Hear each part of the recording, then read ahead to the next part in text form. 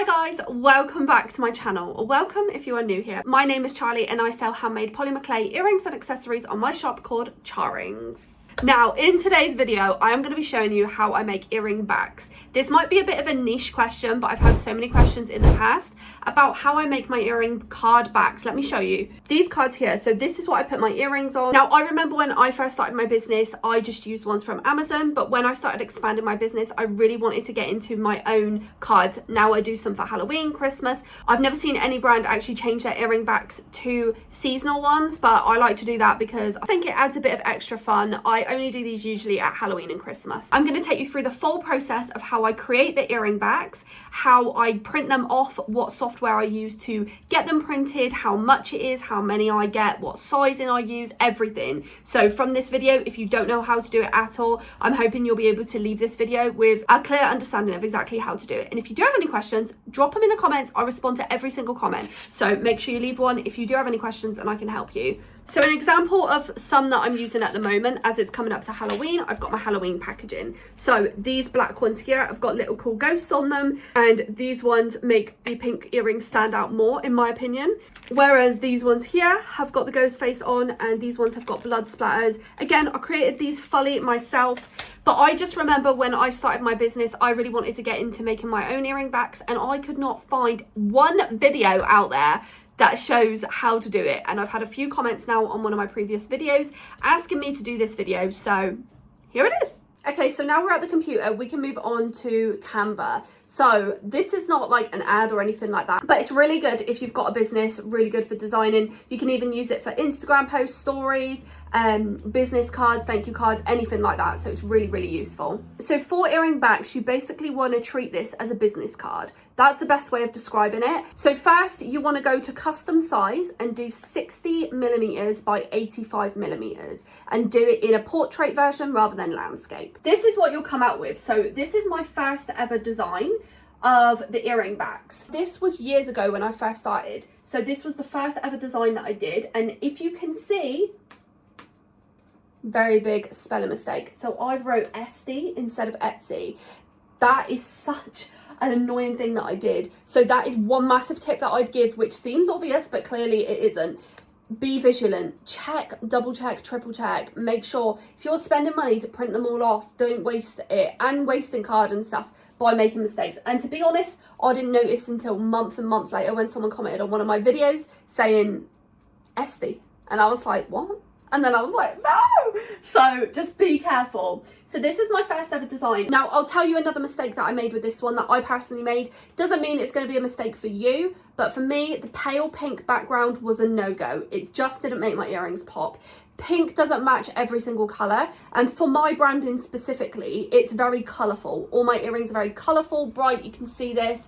Pink may not complement green as much as white does. So I now use only white for my backgrounds or black because that's just what makes my earrings pop more. But if you have more of a neutral toned brand and you make neutral earrings or anything like that, then of course maybe neutral tones will work better for you and make it pop. I'm not sure. But for my branding specifically, if you've got colourful earrings, white does pop and black. Now, something that I changed for my next design that I did was I added the logo instead of the writing for my name. And then I got my website as well. So I put my website here. I would recommend putting your website on your business card. Put your branding everywhere on your packaging, but you can put it on your earring back because if someone's gifting the earrings to someone else, they've got your website handy. If someone forgets what your business is called, it's there. It's really easy. And although you can add a business card or thank you card to your orders, people may just store their earrings on their cards to keep them safe, and the website is always there. It's easy access for people. So for this design, I've chose the white background here, which definitely was a game changer for making my earrings pop. I've added the website and my logo. And then I've just done like a simple design here just to trial it out, and I really liked it and I kept with this one for a long time. This is one that I trialed out. I hated it, to be honest, and the blue would never have worked. So this one here is a Halloween one that I recently have printed out. So I showed you at the beginning of the video some of the earrings with this earring back on. At Halloween, I make a lot of ghost earrings, and of course they're white, so they do not pop on the white background. Therefore, at Halloween specifically, I always go for a black background and a white background. So I tried to do two different ones so that for ghost earrings, I can use the black, And then for any other sort of spooky ones, I can use the white still. So on here, I changed the logo to my writing again, just because the logo did not match. Like, this is meant to be black and white. And then I still kept the stars from my logo, but I just changed them white and grey. Then for my white background Halloween one, I used a different font, but I still used the charings. And then I just did these designs here. So to show you, this, for example, is a splatter effect. I've popped it up here, just so it's got a little bit of a blood effect in the background. Then I put these handprints on separately, as well as this splatter here. So this one is quite simple, but it's effective. I don't want it to be too busy and take away from the earrings. And then for the font, I would recommend going to Dafont, DAFONT.com. That website is where I go for all my fonts. You type in Halloween, for example, it'll come up with Halloween fonts, and then you can just download them and import them onto Canva and use them that way. That's a really good tip for any businesses. If you want to make yourself a little bit more unique, this is literally taken away from me being unique because I'm giving you all my tips. But that's a good way of doing it. And below I've got some more designs that I trialed and I didn't like them. So this one was another one that I didn't like. This one's one that I used for Halloween last year. This one I was going to use last year, but I didn't like it. Again, not a fan of any of these ones here. Let me know in the comments if you want a whole video on Canva, or if there's anything specific in this video you'd like more details on. I can do more videos on that. I will give you one more useful tip for businesses on Canva, and that is the branding. On the corner here it says brand, and you can add, if you don't already know, you can add all your branding here. So you can add your branding colors, your logo, your font, the icons. So I can easily access my characters just by clicking that button. They're there. I also have the close-up versions like this, and then I have my font. So this is my logo font that I can use anytime. And then if I wanted this design, but I wanted it my logo colors only, you can actually just shuffle it and it will make your logo colors for you, and you can keep shuffling it until it works for you. So it's a really good feature that's really handy.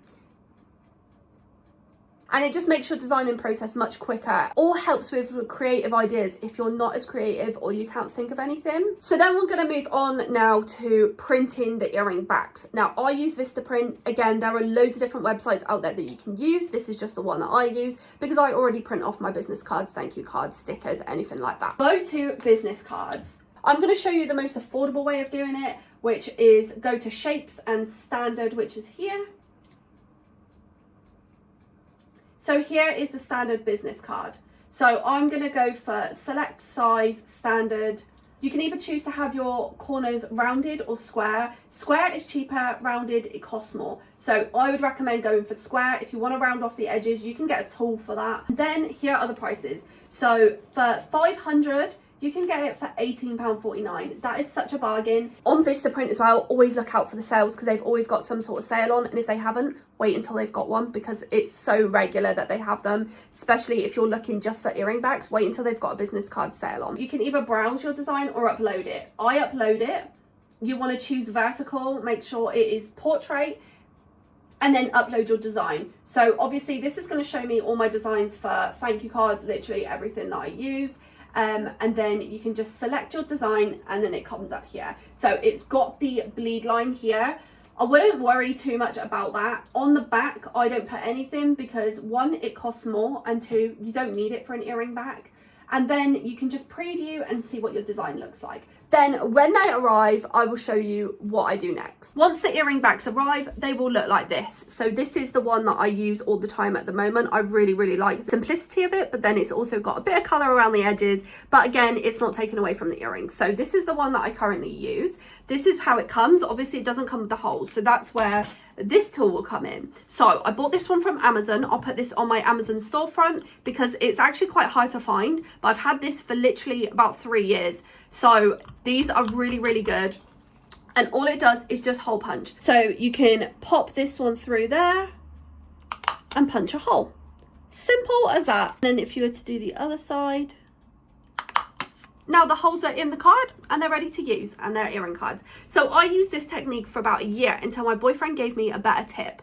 He was helping me do it and he was like, I've got a faster solution for this. He's always looking for the fastest solution, which is very helpful. So I'm going to take that tip on to you now. So I actually use now my little drill, and it is a lifesaver. Now I can do a little stack of them and drill right the way through, and the holes are there then complete, way quicker. So I would highly recommend doing that if you've got one, but if you haven't got one, this tool is more affordable. One other tip is if you've got a pegboard like me, it's a really good way of storing earrings. It's aesthetically pleasing just to look up. You can see what stock you've got is actually quite useful, but also it's just out of the way. It means you're not putting them in drawers and cupboards and you need storage. They're just on the wall. If you do have a pegboard, this is another tip. You can also put holes into your earring backs at the top, and then you can put them on your pegboard, and it's a perfect size hole just from literally a normal hole punch. So that's what I usually use. But you can also buy these. I've just discovered these and they're great. You literally peel it off,